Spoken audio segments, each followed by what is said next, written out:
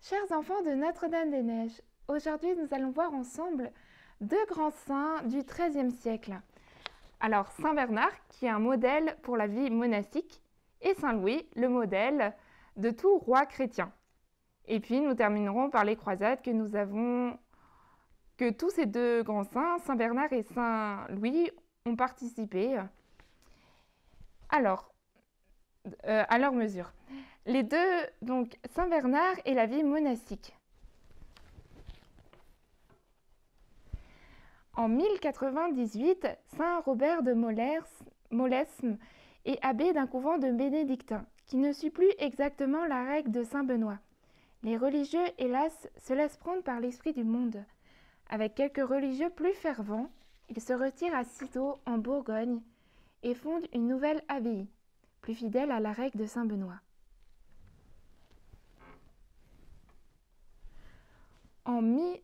Son disciple le plus célèbre est Saint Bernard. Vous en souvenez, nous l'avions évoqué la dernière fois en parlant de son idéal de moine chevalier. Alors Saint Bernard est né au château de Fontaine, près de Dijon. À 22 ans, il est attiré par la faveur des moines de Cîteaux. Il parle de sa vocation avec tant d'enthousiasme qu'il entraîne avec lui plusieurs de ses frères et une trentaine de jeunes seigneurs. La règle est pourtant très dure. Grande pauvreté, silence perpétuel, couché sur une seule paillasse, nourriture frugale, travail de la terre, longue prière à l'église où l'on se retrouve dès 2 heures du matin. La dévotion filiale de Saint Bernard à la Sainte Vierge. Elle est bien connue. Il compose en son honneur de nombreux chants et prières, dont le Souvenez-vous et la dernière phrase du Salve Regina. Nommé à 25 ans abbé de Clairvaux, il fait de son monastère une communauté de saints moines dont la réputation dépasse les frontières. De partout, les évêques, les princes et les seigneurs viennent le consulter. Les vocations se multiplient. L'Europe se couvre peu à peu d'abbayes cisterciennes. Les sermons de Bernard sont copiés, traduits et partout répandus.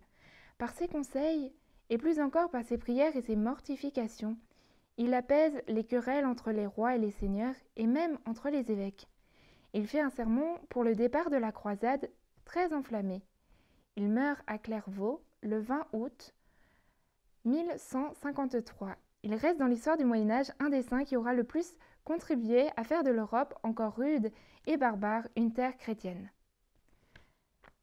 Saint Bernard peut nous aider à développer l'humilité et l'amour qu'il avait pour la Sainte Vierge. Ce fils de seigneur bourguignon n'a cherché en rien les honneurs et le prestige du monde.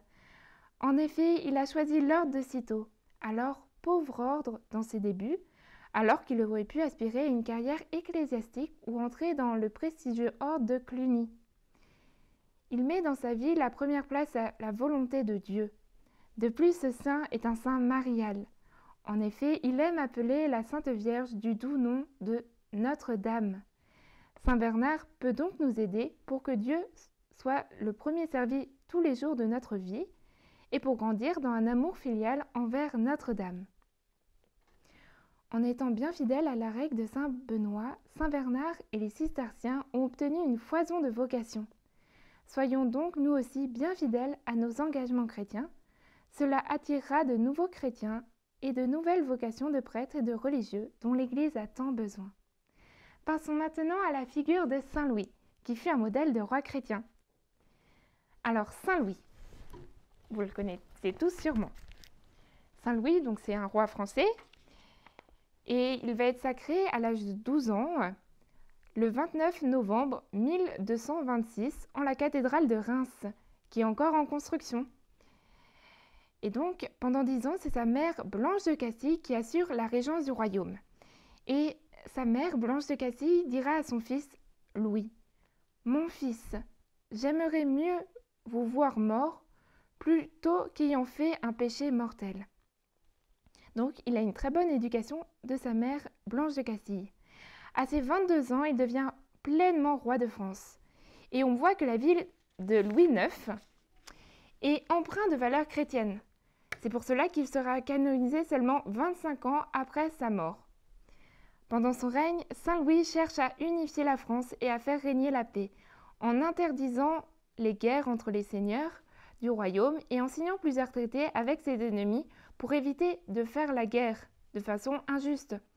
Cependant, il mène des guerres justes envers les ennemis de la foi catholique, notamment contre les hérésies qui se développent à son époque. Notons l'hérésie cathare qui se propage dans le sud-ouest de la France. Et Saint Dominique va d'ailleurs l'aider. Il va venir d'Espagne et grâce au rosaire que la Sainte Vierge lui révèle à Saint Dominique, il va aider les cathares à revenir à la vraie foi catholique. Saint Louis tient en haute estime la justice de son royaume. Il aime à rendre la justice. Et il y a une image qui est restée célèbre. On représente Saint Louis rendant la justice sous un chêne à Vincennes. Il va s'appuyer sur des conseils de prudence que lui donne le clergé. Il s'habille avec sobriété. Il fonde plusieurs hospices pour aider les malades et nourrit les pauvres. Il a un très grand amour pour notre Seigneur Jésus-Christ.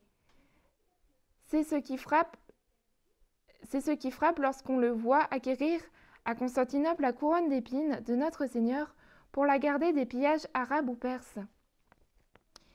Et c'est pour cette occasion, donc, quand il acquiert la couronne d'épines de notre Seigneur, qu'il va décider de faire construire un des joyaux de l'architecture gothique française, à la mesure de cette sainte relique. C'est la Sainte Chapelle. Vous le connaissez sûrement, la Sainte Chapelle, sur l'île de la Cité à Paris. Et elle est très connue, notamment pour ses vitraux, vous savez, d'un bleu éclatant. Alors là, c'est pas en couleur, mais ce sont des vitraux de la Sainte Chapelle. À cette occasion, Saint Louis va faire preuve d'une très grande humilité. Il va faire un acte d'une profonde humilité.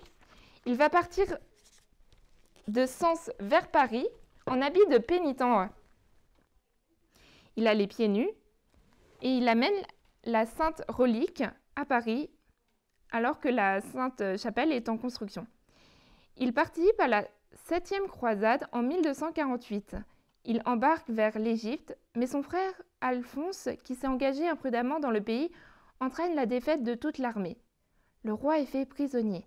Cependant, Louis IX, pendant sa captivité, édifie tellement les musulmans que ceux-ci veulent en faire leur chef.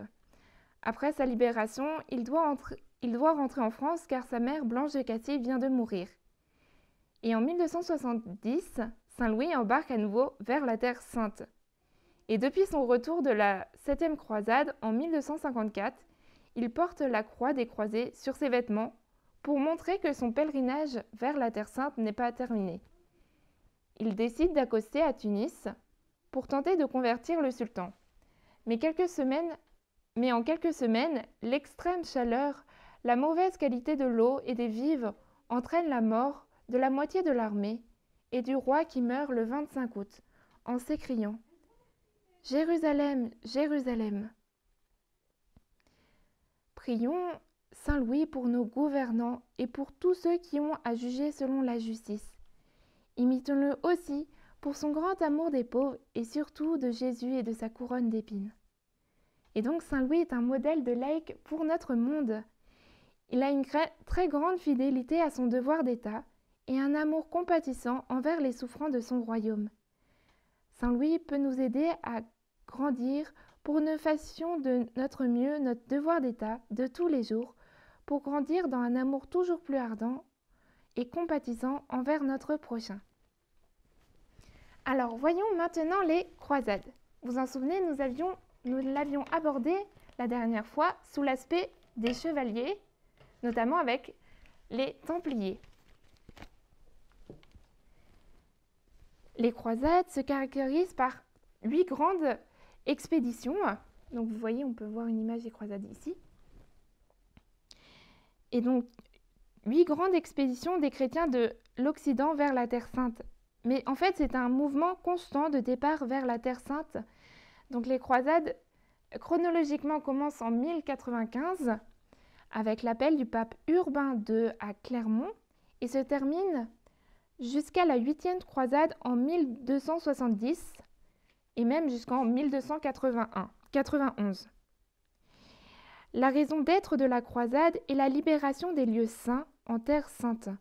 En effet, en 1078, les musulmans interdisent les lieux saints aux chrétiens. Les chrétiens y sont réduits en esclavage et le lieu saint où Jésus a souffert sa passion sont profanés et les églises saccagées. La prière de l'Angélus date du temps de la première croisade. En 1095, au concile de Clermont, le pape Urbain II, un pape français, en lançant la première croisade, demande que les cloches des cathédrales et églises de la chrétienté soient teintées le matin et le soir, afin que les prières soient faites à la Sainte Vierge pour le succès de la première croisade partie pour délivrer les lieux saints de l'incarnation et défendre les chrétiens d'Orient. Alors, conclusion.